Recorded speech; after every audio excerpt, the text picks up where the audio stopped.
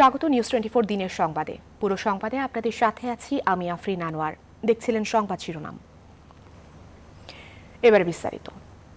নির্বাচন কমিশন গঠনের বিষয়ে রাষ্ট্রপতি মোহাম্মদ আব্দুল হামিদের সাথে আজ সংলাপে অংশ নেবে জাতীয় পার্টির ৮ সদস্যের প্রতিনিধি দল। বিকেল ৪টায় বঙ্গভবনে পৌঁছবেন তারা।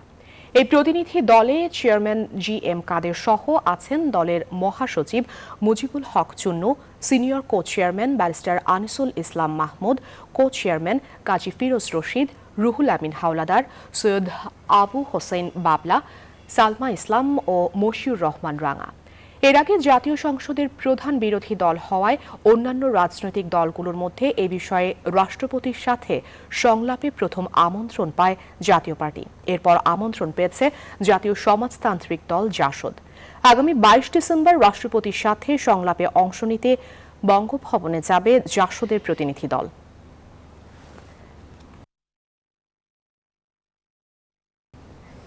এ বিষয়ে আরো খবর জানাতে আমাদের সঙ্গে সরাসরি যুক্ত হচ্ছেন সহকর্মী আরেফিন শাকিল। শাকিল, আমরা যেহেতু জানি যে আসলে বিকেল ৪টায় রাষ্ট্রপতির সাথে জাতীয় পার্টির সদস্যরা সংলাপে অংশ নেবেন, আসলে সার্বিক প্রস্তুতি আপনি কেমন দেখছেন? সেখানকার সর্বশেষ কি তথ্য আছে আপনার কাছে?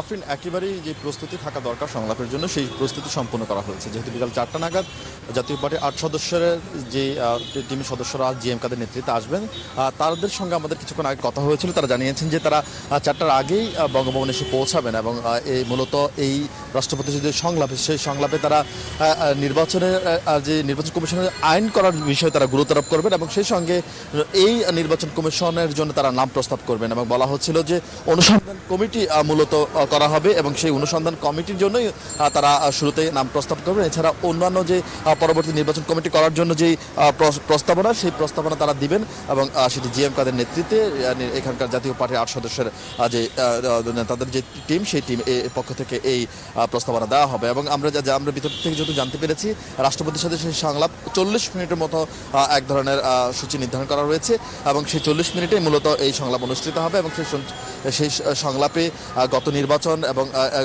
আগামী নির্বাচন, সব নির্বাচনের সাময়িক বিষয় নিয়ে কথা হবে।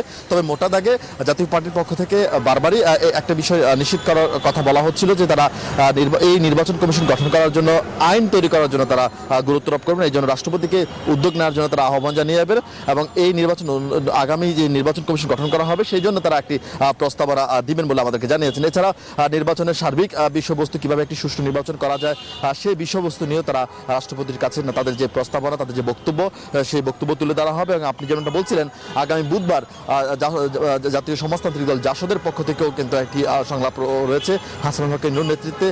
সেখানেও 5 থেকে 6 সদস্যের একটি প্রতিনিধি দল রাষ্ট্রপতি অ্যাডভোকেট আব্দুল হামিদের সঙ্গে তারা সংলাপ করবেন। সেখানে নির্বাচন কমিশন কিভাবে একটি সুষ্ঠু এবং নিরপেক্ষ নির্বাচন কমিশন গঠন করা যায়, সেই বিষয়ে তারা তাদের যে প্রস্তাবনা, সেই প্রস্তাবনা তুলে ধরবেন বলে আমাদেরকে জানিয়েছেন। মূলত এই ছিল এখানকার সার্বিক খবর। শাকিল, আপনাকে অসংখ্য ধন্যবাদ আমাদের সাথে যুক্ত থাকবার জন্য। সহকর্মী আরেফিন শাকিল বঙ্গভবনের সামনে থেকে জানাচ্ছিলেন সেখানকার সার্বিক অবস্থা। নির্যাতিত রোহিঙ্গা জনগোষ্ঠীর নিজ দেশে ফিরে যাওয়া এবং তাদের মানবাধিকার প্রতিষ্ঠায় বিশ্ব সম্প্রদায়ের সহযোগিতা চেয়েছেন প্রধানমন্ত্রী শেখ হাসিনা। ঢাকায় Bangabandhu medal for diplomatic excellence award প্রদান অনুষ্ঠানে এ কথা বলেন তিনি। কূটনীতিতে বিশেষ অবদান রাখায় ঢাকায় নিযুক্ত সংযুক্ত আরব আমিরাতের সাবেক রাষ্ট্রদূত সঈদ মোহাম্মদ আল মেহরি এবং মেরিটাইম সচিব রিয়ার অ্যাডমিরাল আবু খুরশেদ আলমকে এই পদক দেয়া হয়।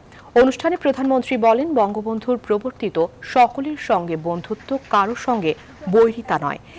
এই পররাষ্ট্র নীতিতে এগিয়ে চলেছে বাংলাদেশের কূটনীতি।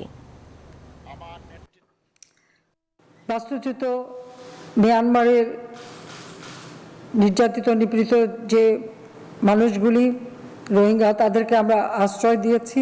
আমি আশা করি যে বিশ্বের সকল মানুষেরই মানবাধিকার এবং শান্তি যেন রক্ষা পায় এবং এক্ষেত্রে সকলের সহযোগিতা আমরা কামনা করি।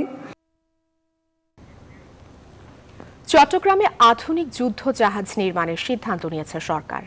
এর মাধ্যমে বাংলাদেশ নৌবাহিনী ক্রেতা থেকে পরিণত হবে নির্মাতাতে। চট্টগ্রামে নৌবাহিনী শীতকালীন রাষ্ট্রপতি কুচকাওয়াজে একথা বলেন প্রধানমন্ত্রী শেখ হাসিনা। সরকার প্রধান আরও জানান, উন্নত প্রশিক্ষণ এবং অত্যাধুনিক সরঞ্জাম সংগ্রহের মাধ্যমে বাংলাদেশ নৌবাহিনী পরিণত হয়েছে ত্রিমাত্রিক বাহিনীতে। শাহ আলী জয়ের রিপোর্ট।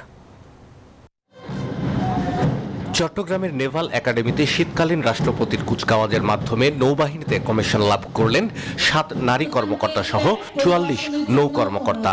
কুচকাওয়াজে প্রধানমন্ত্রীর পক্ষে সর্বোচ্চ মান অর্জনকারী অফিসারদের হাতে পদক তুলে দেন নৌবাহিনী প্রধান অ্যাডমিরাল এম শাহিন ইকবাল। গণভবন থেকে ভার্চুয়াল প্ল্যাটফর্মে কুচকাওয়াজে যুক্ত হন প্রধানমন্ত্রী শেখ হাসিনা।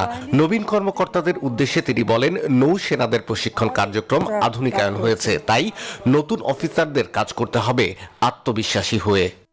ইতিমধ্যে আমরা বাংলাদেশ নৌবাহিনীতে উল্লেখযোগ্য সংখ্যক অত্যাধুনিক যুদ্ধ জাহাজ, হেলিকপ্টার, মেরিটাইম পেট্রোল এয়ারক্রাফট এবং সাবমেরিন সহ আধুনিক যুদ্ধ সরঞ্জাম ও প্রযুক্তি সংযোজিত করেছি, যার ফলে আজকে আমাদের নৌবাহিনী ত্রিমাত্রিক নৌবাহিনী হিসেবে প্রতিষ্ঠা লাভ করেছে। শেখ হাসিনা বলেন, সরকার নৌবাহিনীর সাংগঠনিক কাঠামো বৃদ্ধি করেছে, বাহিনীতে সর্বোচ্চ প্রযুক্তির ব্যবহার নিশ্চিত করা হয়েছে। বাংলাদেশ নৌবাহিনীর সক্ষমতা আরও বৃদ্ধির লক্ষ্যে ভবিষ্যতে আরও অধিক উন্নত জাহাজ ও আধুনিক যুদ্ধ সরঞ্জাম ও প্রযুক্তি সংযোজনের পরিকল্পনা আমাদের আছে।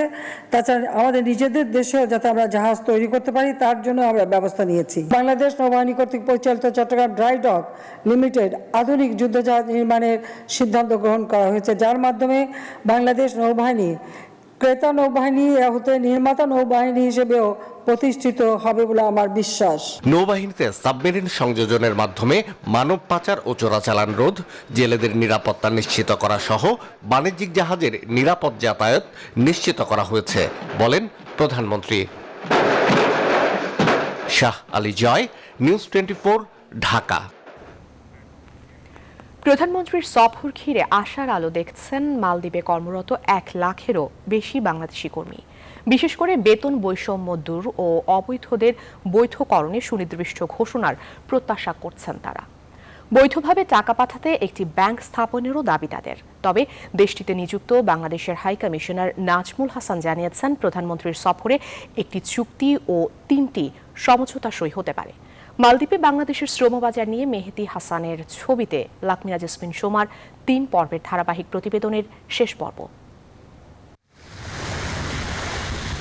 সবকিছু ঠিক থাকলে আগামী 22 ডিসেম্বর বন্ধুত্বের উষ্ণ বার্তা নিয়ে মালদ্বীপ সফরে যাবেন প্রধানমন্ত্রী শেখ হাসিনা। আর এই খবরে উচ্ছ্বসিত দেশটিতে থাকা প্রায় 1,20,000 বাংলাদেশি। বিশেষ করে আশার আলো দেখছেন সংকটে থাকা 50,000-এরও বেশি অবৈধ অভিবাসী কর্মী। ভারত মহাসাগরের এই দ্বীপরাষ্ট্র থেকে দেশে টাকা পাঠানোর একমাত্র মাধ্যমই যেন হুন্ডি। তাতে বিপুল অঙ্কের রেমিটেন্স হারাচ্ছে সরকারও। প্রধানমন্ত্রীর সফরে এর সুরাহা হবে এমনটি প্রত্যাশা বাংলাদেশিদের। আমরা আইডি কার্ড ছাড়া আরেকজনের আবার দালাল ধরা লাগে, অনেক কষ্ট করে তাহলে টাকা পাঠার লাগে, আর নয়তো বিকাশের মাধ্যমে টাকা পাঠার লাগে। বাংলাদেশের কিছু ব্যাংক এখানে যদি 2-1টা শাখা করে, মানে এই দেশের রুপিয়াটা সেন্ড করতে পারে, তাহলে আমাদের জন্য অনেক সুবিধা। এমনকি বাংলাদেশ সরকারও বড় ধরনের একটা রেমিটেন্স পাবে আশা করি। ওয়ার্ক ভিসায় কর্মী নিয়োগের প্রক্রিয়া ও দালালের দৌরত্ব নিয়ে অভিযোগের শেষ নেই বাংলাদেশিদের। 3 বছর ধরে ওয়ার্ক ভিসা চালু না থাকায় অনেকে আবার নতুন করে অবৈধ হচ্ছেন। বিভিন্ন সমস্যা নিয়ে দূতাবাসে অভিযোগ করেও অনেক ক্ষেত্রে মিলছে না সমাধান। মাননীয় প্রধানমন্ত্রী এদেশে আসবে, দেশের সরকারের সাথে বসে যেন আমাদেরকে বৈধ করে নেওয়া হয়। আমাদের অবৈধ যারা আছি তাদের জন্য একটু সমস্যা হয়, মানে পুলিশের কোনো সমস্যা হয় না, সমস্যা হয় আপনার আমাদের স্যালারি নিয়ে। আমাদের বাংলাদেশি লোক যদি একজন বাংলাদেশে যাইতে হয়, যার কাগজপত্র নাই, তারা এখানকার ইমিগ্রেশনে যাই 1 রাত দাঁড়ানো থাকতে হয়, এমবিসিতে যাবার পরে ওইখানে দাঁড়ানো থাকতে হয়, বাইরে নির্যাতন হইতে হয়। দেশটিতে নিযুক্ত বাংলাদেশের হাই কমিশনার জানান, 3 দিনের সফরে পারস্পরিক সহযোগিতা বৃদ্ধিতে বেশ কয়েকটি সমঝোতা স্মারক ও চুক্তি সই করবে 2 দেশের সরকার প্রধান। মেডিকেলের যেই নার্স এবং টেকনিশিয়ানস যারা আছেন তাদেরকে মালদ্বীপে আনার ব্যাপারে আমরা আলোচনা করছি। কেউ যদি বিনিয়োগ করেন তাকে যাতে 2 দেশেই সরকারিভাবে কর দিতে না হয়, এটা সহ আরও উচ্চশিক্ষার ক্ষেত্রে কিছু কথাবার্তা চলছে। 1978 সালে বাংলাদেশ ও মালদ্বীপের মধ্যে কূটনৈতিক সম্পর্ক স্থাপিত হয়। এরপর থেকেই বিভিন্ন দ্বিপাক্ষিক ও আন্তর্জাতিক ইস্যুতে একসঙ্গে কাজ করছে 2 দেশ। মালদ্বীপে বেতন বৈষম্য থেকে শুরু করে আইনি সেবা কিংবা চিকিৎসা সেবার মতো মৌলিক অধিকারগুলো থেকে বঞ্চিত হচ্ছেন এখানকার অর্ধ লাখেরও বেশি অবৈধ বাংলাদেশি। সহজ এবং সুষ্ঠু অভিবাসন প্রক্রিয়ার মধ্য দিয়ে তারা যাতে বৈধ হতে পারেন, দেশটির সরকারের কাছে সেটি গুরুত্বের সাথে তুলে ধরবে বাংলাদেশ, এমনটি দাবি এখানকার অভিবাসী কর্মীদের। লাকমিনা জেসমিন সোমা, নিউজ 24, মালে, মালদ্বীপ। বিএনপি চেয়ারপারসন বেগম খালেদা জিয়াকে বিদেশে উন্নত চিকিৎসার সুযোগ দেওয়ার নির্দেশনা চেয়ে হাইকোর্টে রিট দায়ের করেছেন এক আইনজীবী। সোমবার অ্যাডভোকেট ইউনুস আলী আকন্দ হাইকোর্টের সংশ্লিষ্ট শাখায় এই রিট দায়ের করেন। বিচারপতি মামুনুর রহমান ও বিচারপতি খন্দকার দিলারুজ্জামানের হাইকোর্ট বেঞ্চে রিট আবেদনটি শুনানির জন্য উপস্থাপন করা হবে বলে জানান আইনজীবী। সংবিধান, ফৌজদারি কার্যবিধি ও জাতিসংঘ ঘোষিত আন্তর্জাতিক মানবাধিকার সনদ অনুযায়ী খালেদা জিয়ার বিদেশে চিকিৎসার ব্যবস্থা করতে বলা হয়েছে রিটে। একজন অসুস্থ মানুষের মানবাধিকার রক্ষার জন্য এই রিট দায়ের করেছেন বলে জানান এই আইনজীবী। গত 13 নভেম্বর থেকে রাজধানীর এভারকেয়ার হাসপাতালের সিসিইউতে চিকিৎসাধীন রয়েছেন বিএনপি চেয়ারপারসন বেগম খালেদা জিয়া।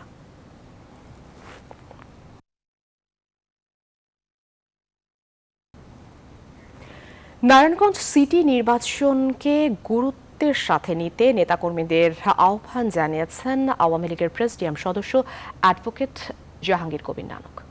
সোমবার সকালে ধানমন্ডিতে দলের সভানেত্রীর রাজনৈতিক কার্যালয়ে নারায়ণগঞ্জ জেলা ও মহানগর আওয়ামী লীগের কার্যনির্বাহী কমিটির সদস্যদের সঙ্গে ঢাকা কেন্দ্রীয় কমিটির যৌথ সভার উদ্বোধন করার সময় তিনি একথা বলেন। বিএনপি সিটি নির্বাচনে অংশ না নেয়ার কথা বললেও কৌশলে তাদের প্রার্থীকে দাঁড় করিয়েছে। তার জন্য সবাইকে একসঙ্গে কাজ করতে হবে বলে উল্লেখ করেন নানক। দলের নেতাকর্মীদের সতর্ক করে দিয়ে বলেন, ব্যক্তিগত বিরোধের বিষয়ে প্রকাশ্যে কোনো কথা বলা যাবে না। আমাদের মধ্যে কথা থাকতে পারে, আমাদের মধ্যে প্রতিযোগিতা থাকতে পারে, অবশ্যই উইদিন দি ফোরাম আমরা পার্টি ফোরামে আমরা আলোচনা করব। সেটি পাবলিকলি কোনো আলোচনা আসতে পারবে না। যারা কথা বলছেন দায়িত্বশীল মানুষেরা কথা বলতে হবে, দায়িত্ববান মানুষের মতো কথা বলতে হবে। দায়িত্বশীল ব্যক্তিদের কাছ থেকে দায়িত্বহীন কথাবার্তা এই দল কখনোই আশা করে না। বাস ভাড়া নিয়ে নৈরাজ্য বন্ধে বিআরটিএর নিয়মিত অভিযান চলছে। সোমবার থেকে যুক্ত হয়েছে উত্তর সিটি কর্পোরেশন। তারা বিআরটিএর সাথে এক সপ্তাহ বিশেষ অভিযান পরিচালনা করবে। রাজধানীর বিভিন্ন স্থানে অভিযান চলে দুপুর পর্যন্ত। এ সময় বিভিন্ন ভাড়ার পাশাপাশি বাসের রুট পারমিট, ফিটনেস ও চালকের ড্রাইভিং লাইসেন্স পরীক্ষা করা হয়। অনেক যাত্রীর অভিযোগ, এখনও কোনো বাস তালিকার চেয়ে বেশি ভাড়া চাচ্ছে। তবে কন্ডাক্টররা বেশি ভাড়া চাওয়ার বিষয়টি অস্বীকার করেছেন। প্রশাসনের দাবি, নিয়মিত অভিযানের ফলে বেশি ভাড়া আদায় অনেকটাই কমেছে। এখন গাড়ির ফিটনেস, রুট পারমিট বিষয়গুলোকে গুরুত্ব দিয়ে জরিমানা মামলা বা বাস ডাম্পিংয়ে পাঠানো হচ্ছে। তবে ডাম্পিংয়ের ক্ষেত্রে জায়গা সংকট তৈরি হয়েছে। ভাড়ার চার্জ লাগা আছে পুরো গাড়িতে, যেটা ভাড়ার চার্জ সেই ভাড়াই আমরা নিচ্ছি, এখান থেকে 1 পয়সাও বেশি না। তারা আমাদের সরকারি নিয়ম অনুযায়ী চলছে না, কিলোমিটার প্রতি তারা টাকা নিচ্ছে না, তারা বলতেছে নিম্ন ভাড়া 10 টাকা। ভাড়ার যে নিয়ে যে নৈরাজ্য এবং যাত্রীদের যে অভিযোগ ছিল এটা কমেছে অনেকাংশে। আমরা নিয়মিত মনিটরিংয়ে রাখছি এগুলো।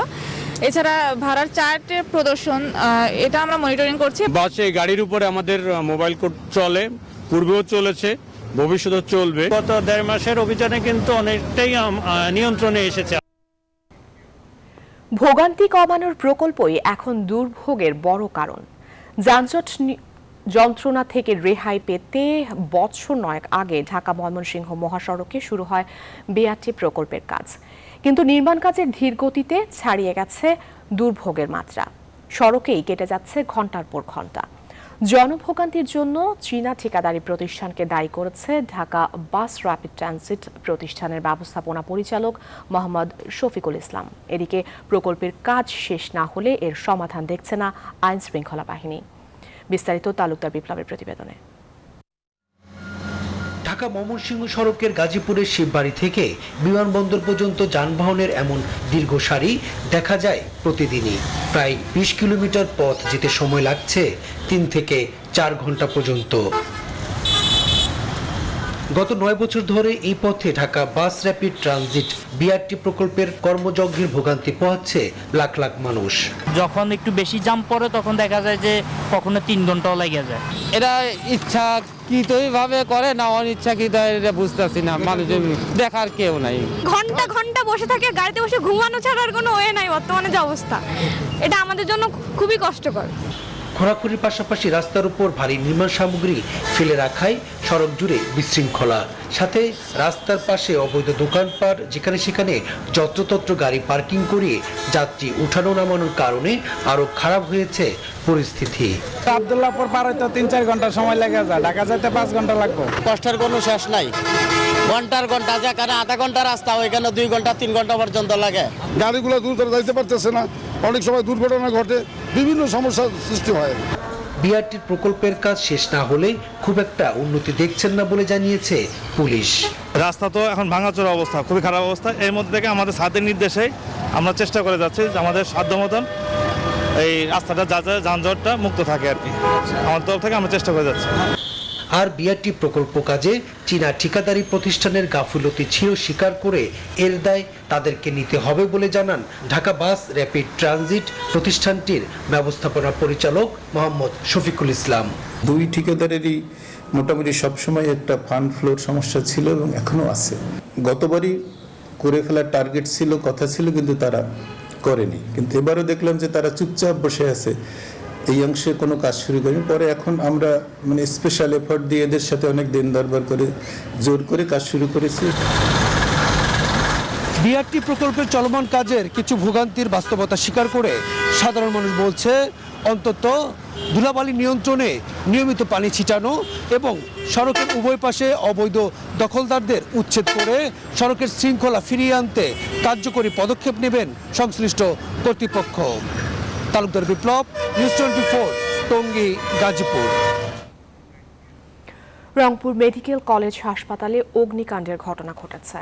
এতে এক ফায়ার সার্ভিস কর্মী সহ 5 জন আহত হয়েছেন। সকাল 10:15টার দিকে হাসপাতালের 3য় তলার 7 নম্বর ওয়ার্ডে এই দুর্ঘটনা ঘটে। ফায়ার সার্ভিসের 6টি ইউনিট প্রায় 1 ঘন্টার চেষ্টায় আগুন নিয়ন্ত্রণে আনেন।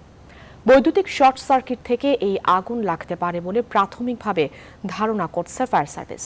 এ ঘটনায় আতঙ্কে রয়েছে রোগী ও স্বজনরা। রেজাউল করিম মানিকের তথ্যচিত্রে ডেস্ক রিপোর্ট। সোমবার সকাল 10:15টার দিকে রংপুর মেডিকেল কলেজ হাসপাতালের 3য় তলার একটি ওয়ার্ডে আগুন লাগে। পরে খবর পেয়ে ফায়ার সার্ভিসের 6টি ইউনিট দ্রুত ঘটনাস্থলে এসে প্রায় 1 ঘন্টার চেষ্টায় আগুন নিয়ন্ত্রণে আনে। আগুনে পুড়ে গেছে হাসপাতালের কয়েকটি বেড ও এসি। নার্সরা জানান 7 নম্বর ওয়ার্ড থেকে হঠাৎ ধোঁয়া উঠতে দেখা যায়। এ সময় হাসপাতালের বিদ্যুৎ সংযোগ বন্ধ করে দেয়া হয় এবং রোগীদের নিরাপদ স্থানে সরিয়ে নেওয়া হয়। কোথা থেকে আগুনের উৎস জানি না, আমাদের স্টাফদের বললাম যে শর্ট সার্কিটের সব কানেকশন বন্ধ করে দাও। ওইগুলো বন্ধ করে দেওয়ার পরে আমরা রোগীদের বললাম যে আপনারা যারা হেঁটে যেতে পারেন তারা হেঁটে যান, আর যারা হেঁটে যেতে পারেন না আমাদের স্টাফ দিয়ে হুইল চেয়ার, টলি এগুলো দিয়ে একটু সেভ করে তারপর যা আমাদের স্টাফ সহ ডাক্তাররা সহ আমরা সবাই নেমে গেছি। হাসপাতাল কর্তৃপক্ষ বলছে 7 নম্বর ওয়ার্ডের রোগীদের অন্যান্য ওয়ার্ডে রেখে চিকিৎসা দেওয়া হচ্ছে। বিভিন্ন ওয়ার্ড থেকে, বিশেষ করে ওই ওয়ার্ডের উপরে যে সমস্ত ওয়ার্ডগুলো আছে ওই সমস্ত ওয়ার্ডের রোগী যেগুলো আছে সেগুলো আশেপাশের ওয়ার্ডে আমরা স্থানান্তর করি, যেগুলো মুমূর্ষু রোগী। আর যেগুলো হচ্ছে আপনার সুস্থ রোগী তারা নিজে নিজে হয়তো অন্যদের নিচে নেমে আসে অথবা আশেপাশে নিরাপদ জায়গায় সরে যায়। আগুনের সূত্রপাত খতিয়ে দেখছে ফায়ার সার্ভিসের সদস্যরা। এটা কমিটি হবে, আমাদের একটা কমিটি চূড়ান্তভাবে আগুনের কারণ, ক্ষয়ক্ষতির পরিমাণ এটা নিরূপণ করবে। অগ্নিকাণ্ডের এই ঘটনায় 3 সদস্যের তদন্ত কমিটি গঠন করেছে হাসপাতাল কর্তৃপক্ষ। Desk report, news 24। সংবাদের এই পর্যায়ে নিচ্ছে একটি বিরতি। বিরতির পর আবারও স্বাগত, দেখছেন নিউজ 24 সংবাদ। নারায়ণগঞ্জ সিটি কর্পোরেশনের নির্বাচনে মেয়র পদে আওয়ামী লীগের প্রার্থী ডক্টর সেলিনা হায়াত আইফি ও স্বতন্ত্র প্রার্থী জেলা বিএনপির আহ্বায়ক অ্যাডভোকেট তৈমুর আলম খন্দকার সহ 6 জনের মনোনয়ন বৈধ ঘোষণা করেছে রিটার্নিং কর্মকর্তা। সোমবার দুপুরে জেলা নির্বাচন কর্মকর্তার কার্যালয়ে নির্বাচন কমিশনের যাচাই বাছাই অনুষ্ঠানে এই মনোনয়ন ঘোষণা করা হয়।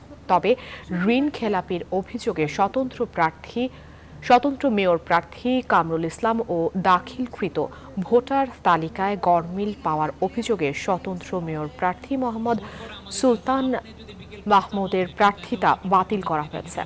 আগামী 16 জানুয়ারি ইভিএম পদ্ধতিতে নারায়ণগঞ্জ সিটি কর্পোরেশন নির্বাচনের ভোট অনুষ্ঠিত হবে। বাছাই কার্যক্রমে আমাদের মেয়র প্রার্থী ছিল 8 জন মনোনয়নপত্র দাখিলকারী প্রার্থী। তার মধ্যে আমাদের 6 জন প্রার্থী বৈধ হয়েছে, 2 জন বাতিল হয়েছে। রাজশাহী শহর রক্ষা বাঁধের দখল যেন থামছেই না। যে যেভাবে পারছে করছে দখল। পানি উন্নয়ন বোর্ড 591 জন অবৈধ দখলদারকে চিহ্নিত করলেও নানা কারণে তাদের উচ্ছেদ করতে পারছে না। তাই এখনো যেটুকু টিকে আছে তার রক্ষায় উদ্যোগ নেওয়ার পরামর্শ গবেষকদের। এসএবাপির ক্যামেরায় রাজশাহী থেকে কাজী শাহেদের প্রতিবেদন। এক সময়ের প্রমত্ত পদ্মা এখন মরতে বসেছে। দখল দূষণে বিবর্ণ পুরো নদীর তীর। যে যার মতো দখল করছে, ফেলা হচ্ছে বর্জ্য। পদ্মা দখলমুক্ত করতে বা এর প্রবাহ ফিরিয়ে আনতে কোনো কার্যকর উদ্যোগ নেই। ব্যবস্থা নেবার জন্য সংশ্লিষ্ট আইন শৃঙ্খলা বাহিনীর কাছে অনুরোধ জানায়, কিন্তু যে কোনো প্রভাবশালী মহলের কারণেই কিন্তু এগুলি উদ্যোগগুলি বাস্তবায়ন হয় না। স্থানীয় জনপ্রতিনিধির নেতৃত্বে এখানকার যে আমাদের সাধারণ মানুষ আছে তাদেরকে সচেতন করতে হবে যে আসলে এই নদী রক্ষা যদি করতে হয় তাহলে আমাদের কি করা দরকার। পানি উন্নয়ন বোর্ড 591 জন দখলদারকে চিহ্নিত করে চিঠি দিলেও কেউই আমলে নেননি। মামলা করে বাধাগ্রস্ত করছে উচ্ছেদ অভিযান। পানি উন্নয়ন বোর্ড জেলা প্রশাসকের সাথে এবং জনপ্রতিনিধিদের সাথে সহযোগিতা করে এই প্রকল্প যে অবৈধ উচ্ছেদ করার জন্য কার্যক্রম গ্রহণ করছে, ভবিষ্যতে করবে। উচ্ছেদের প্রক্রিয়া চলমান রয়েছে। আবার কিছু কিছু ক্ষেত্রে আবার সিভিল কোর্টের মামলাও রয়েছে। অনেকে আবার কিছু ফ্যাব্রিকেটেড কাগজপত্র তৈরি করে তারা জমির মালিকানা দাবি করে বিভিন্ন জায়গায় মামলা করছে। নদী অববাহিকার মানুষের জীবনযাত্রা এবং গড়ে ওঠা নদীকেন্দ্রিক সভ্যতার পরিচয় হারিয়ে যেতে বসেছে পদ্মার দখল দূষণে। তবে যেটুকুর অস্তিত্ব এখনো আছে সেটুকু রক্ষায় উদ্যোগ নেয়ার কথা বলছেন এই গবেষক। নদীগুলোর সাথে যেহেতু এই অঞ্চলের জীবন জীবিকা কিংবা এই অঞ্চলের নগরায়ন থেকে শুরু করে সভ্যতার সমস্ত কিছু জড়িত ছিল, অতএব সে মানুষগুলোর জন্য আমাদেরকে অবশ্যই ভাবতে হবে। পদ্মার ভাঙন থেকে রক্ষার জন্য নির্মিত হয়েছিল 17 কিলোমিটার বাঁধ। শহর রক্ষা বাঁধ দখলমুক্ত করার দাবি রাজশাহীবাসীর। কাজী শাহেদ, নিউজ 24, রাজশাহী। সারা দেশে জেঁকে বসেছে শীত। কনকনে হাড় কাঁপানো ঠান্ডায় বিপর্যস্ত হয়ে পড়েছে জনজীবন। শীতের সবচেয়ে বেশি দুর্ভোগে পড়েছে খেটে খাওয়া ও ছিন্নমূল মানুষগুলো। আবহাওয়া অফিস জানিয়েছে আজ রাত থেকে দেশের উত্তরাঞ্চলের বেশ কিছু এলাকায় বয়ে যেতে পারে মৃদু শৈত্যপ্রবাহ। তাপমাত্রা কমে 8 থেকে 10 ডিগ্রি সেলসিয়াসে নামতে পারে, আর এই অবস্থা থাকতে পারে টানা 2 দিন।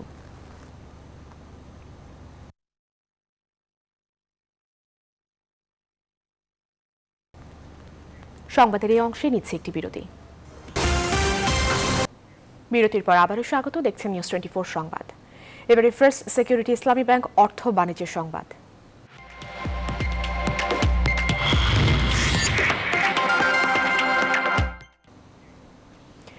ইন্দোনেশিয়ার কুটির, ক্ষুদ্র ও মাঝারি উদ্যোগে অন্তত 34 কোটি 80 লাখ ডলার বিদেশি ও প্রত্যক্ষ বিনিয়োগ আসবে বলে মনে করছে সংশ্লিষ্টরা।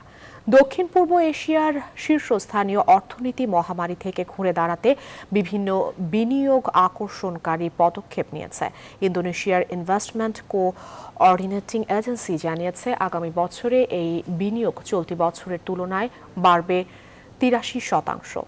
যথাযথ প্রশিক্ষণ ও আন্তর্জাতিক বাজারে প্রবেশের সুযোগ তৈরি করে দিতে বড় ব্যবসা প্রতিষ্ঠানগুলোকে এ খাতে সহায়তার আহ্বান জানিয়েছে ইন্দোনেশিয়ার সরকার। দেশটির এমএসএমই খাতে কাজ করছেন 6 কোটি 40 লাখেরও বেশি মানুষ। ইন্দোনেশিয়ার মোট শ্রমশক্তির 97% প্রতিনিধিত্ব করে এই খাত। এবারে আন্তর্জাতিক প্রসঙ্গ।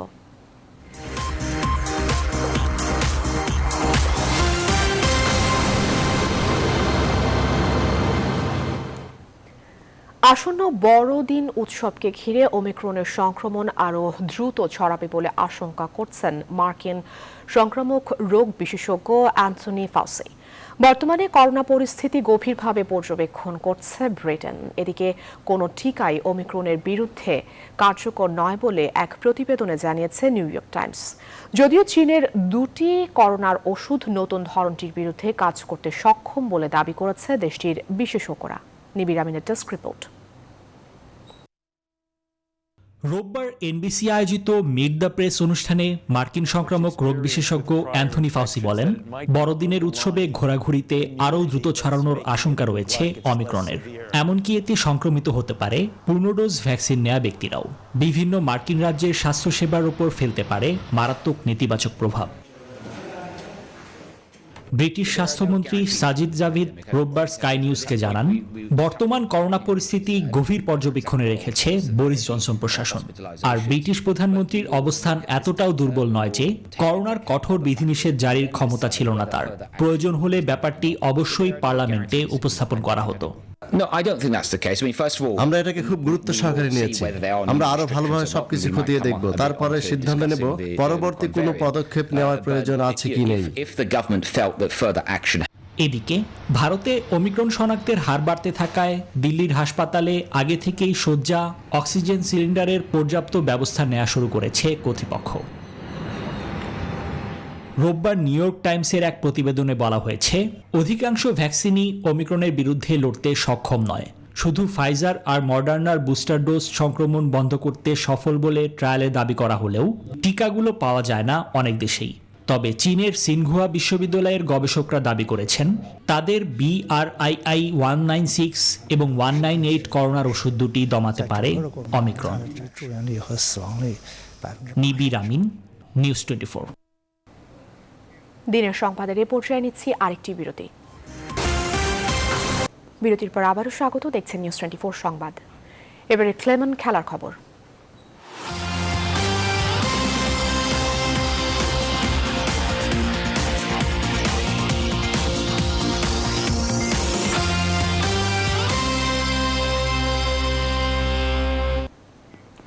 অবশেষে মিলেছে সুখবর, কেটে গেছে শঙ্কার কালো মেঘ। নিউজিল্যান্ডে শেষ দফায় কোভিড টেস্টে জাতীয় ক্রিকেট দলের সবাই পেয়েছেন নেগেটিভ সার্টিফিকেট, আর তাতেই স্বস্তির হাওয়া লাল সবুজ শিবিরে। টিম ডিরেক্টর খালেদ মাহমুদ সুজন জানিয়েছেন, মঙ্গলবার থেকেই মাঠের অনুশীলনে ফিরবে টাইগাররা। এর আগে জাতীয় দল উঠবে নতুন হোটেলে। মাহফুজুল ইসলামের রিপোর্টে বিস্তারিত। সব শঙ্কাকে পেছনে ফেলে অবশেষে কিউইদের বিপক্ষে টেস্ট চ্যাম্পিয়নশিপের ম্যাচ দুটি দেখতে যাচ্ছে আলোর মুখ। দীর্ঘ কোয়ারেন্টাইনের পর শেষ দফায় কোভিড টেস্টে মিলেছে সবার নেগেটিভ সার্টিফিকেট। এমন খবরে স্বস্তির হাওয়া বাংলাদেশ দলে। রঙ্গনা হেরাতের কোভিড পজিটিভ আসার পর ভেস্তে যাওয়া পরিকল্পনার যেখানে শেষ হয়েছিল, সেখান থেকেই নতুন উদ্যমে নতুন শুরুর অপেক্ষায় মুমিনুলরা। নিউজিল্যান্ড থেকে এমনটাই জানিয়েছেন টিম ডিরেক্টর খালেদ মাহমুদ সুজন।